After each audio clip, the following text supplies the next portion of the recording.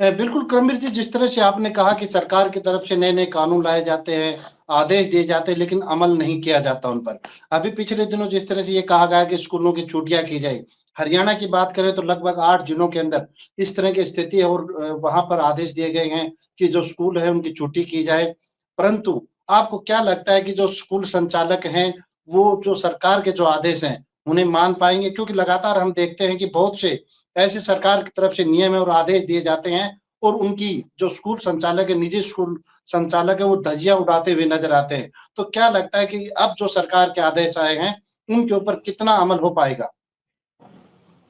प्रदीप जी, देखिए, जहाँ तक निजी स्कूल संचालक संस्थाओं की बात है, तो जी, ये तो सर्वविदित है कि जिस प्रकार से निजी स्कूल संचालक हैं, वो अपने अकॉर्डिंग ही अपनी संस्थाओं को चलाते हैं।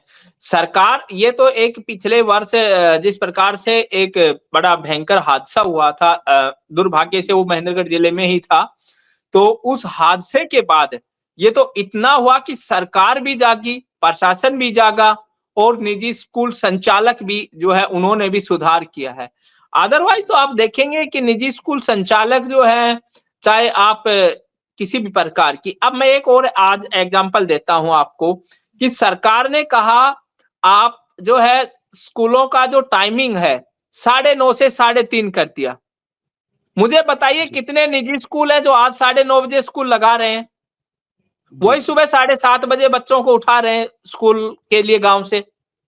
जी, जी, जी, तो कहाँ लागू हो रहे हैं? मैंने पहले कहा ना कि आप जो है चाहे वो पॉल्यूशन की बात करें, चाहे जो है पॉल्यूशन के बाद की स्थिति को कंट्रोल करने की, कि जब तक आप जमीनी स्तर पर काम नहीं करेंगे, जब तक आपके जो प्रशासनिक अधिकारी हैं, वो पूरी ईमानदारी से काम नहीं करेंगे। क्या जिला प्रशासन में आपके जिला शिक्षा अधिकारी को नहीं पता कि निजी स्कूल क्या कर रहे हैं?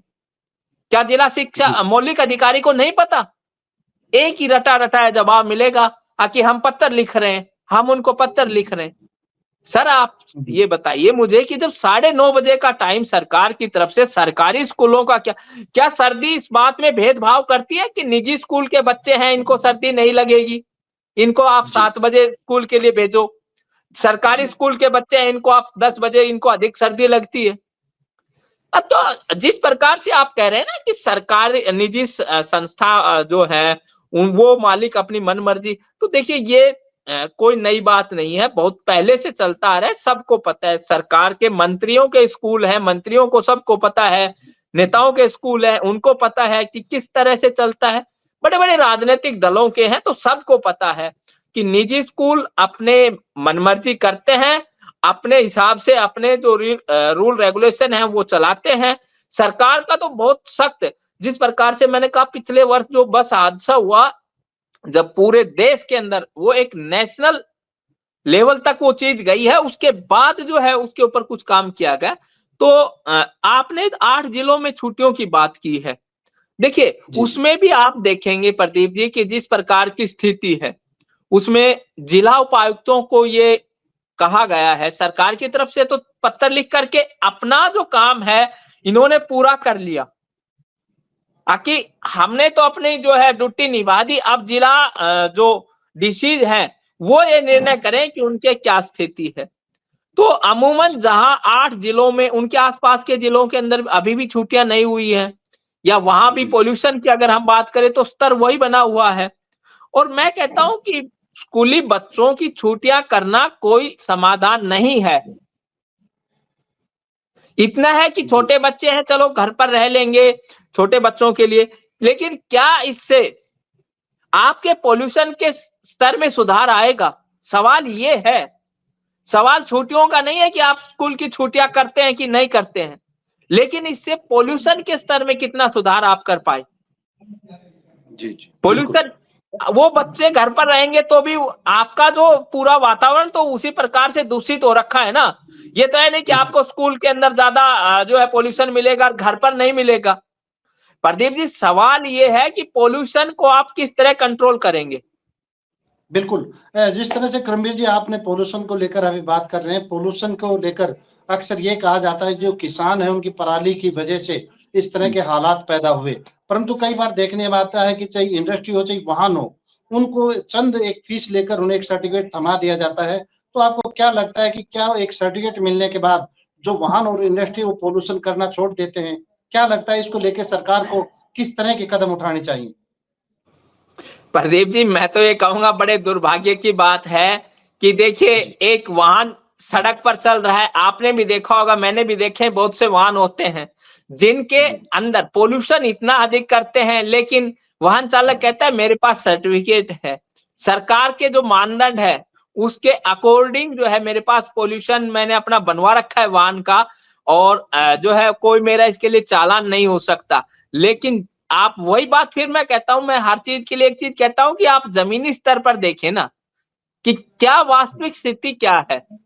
केवल अब आप देखिए, इसमें भी एक आश्चर्य की बात मैं आपको बताता हूं कि जिस प्रकार से मेरी भी गाड़ी का भी जिस प्रकार से पोल्यूशन खत्म हुआ, तो मैंने नया पोल्यूशन कटवाया। तो मैंने कहा भाई साहब जो है इसको चेक करेंगे, कैसे करेंगे? बोले जी फोटो खींचनी है, केवल फोटो आपकी पोल्यूशन के उस स्लिप पर आनी चाहिए वाहन की कि हाँ ये नंबर है आपकी गाड़ी का। ये आपके प्रदेश के अंदर पोल्यूशन का मानक है प्रदीप जी।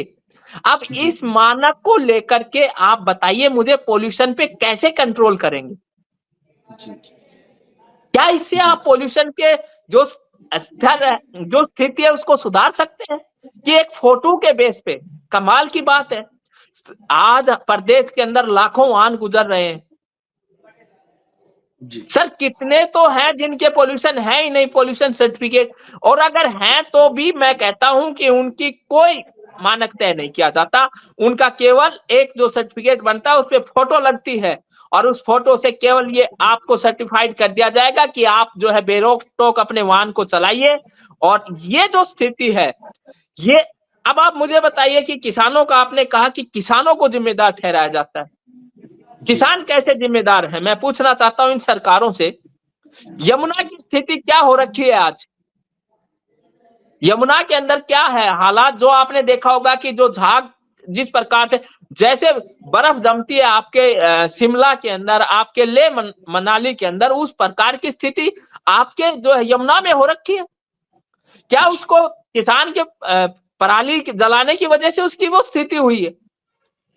इसलिए इन सरकारों को चाहिए कि चाहे वो हरियाणा सरकार हो, चाहे पंजाब हो, चाहे दिल्ली सरकार हो, यूपी सरकार हो, कोई भी हो, कि जो स्थिति बन रही है आज, उसके लिए जो जिम्मेदार है उनको जिम्मेदार ठहराइए।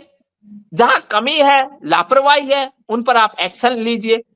आज यमुना की स्थिति इस कदर है कि उसका पानी, एक समय में हम यमुना का जो जल था उसको देखते थे, उसके बारे में पढ़ते थे कि कितना जो है साफ स्वच्छ जल होता था, और आज आप उसकी स्थिति देखिए। तो बताइए आप मुझे कि क्या उस यमुना को वो प्रदूषण की वजह से हुई होगी ना सर? क्या उसका प्रदूषण का कारण किसान है? तो ये केवल एक दूसरे पर जो है अपना जो है जिम्मेदारी डालने का काम कर रही है। जब आपको पता है कि इतनी फैक्ट्रियां हैं, इतने व्हीकल्स हैं, उनसे जो पोल्यूशन हो रहा है, उन पर भी तो आप एक्शन लीजिए ना। उन पर एक्शन कब लेंगे आप? उनको भी वही एनओसी दी जाती है जैसा वाहन वाली बताई मैंने आपको, ठीक इसी प्रकार की जो एनओसी है पोल्यूशन की, वो आपकी फैक्ट्रियों को दी जाती है। तो ये चीजें हैं। बिल्कुल, जिस तरह से आज हम पोल्यूशन को लेकर ये चर्चा की कि लगातार जिस तरह से दिल्ली, एनसीआर, हरियाणा, पंजाब, यूपी और राजस्थान के जो इलाके हैं, वहां पर लगातार जो एयर क्वालिटी है इंडेक्स, वो लगातार बिगड़ता जा रहा है, और उसको लेकर सरकारों की तरफ से एक दूसरे पर ठीकरा फोड़ा जा रहा है। परंतु सरकारों को चाहिए कि एक दूसरे पर दोषारोपण करने की बजाय इसके खिलाफ कठोर कदम उठाएं, कानून बनाने या आदेश देने की बजाय उनको लागू भी करें। आज की चर्चा में हमारे साथ जुड़े करमवीर जी का बहुत बहुत धन्यवाद, और इसी तरह से हरियाणा प्रदेश से जुड़े हुए मुद्दों को लेकर हम चर्चा जारी रखेंगे। तब तक के लिए नमस्कार। और आप हमसे जुड़े रहने के लिए सब्सक्राइब करें YouTube पर, फॉलो करें ट्विटर पर और लाइक करें Facebook पर। और ज्यादा जानकारी के लिए आपको टाइप करना होगा सिर्फ न्यूज़ नशा।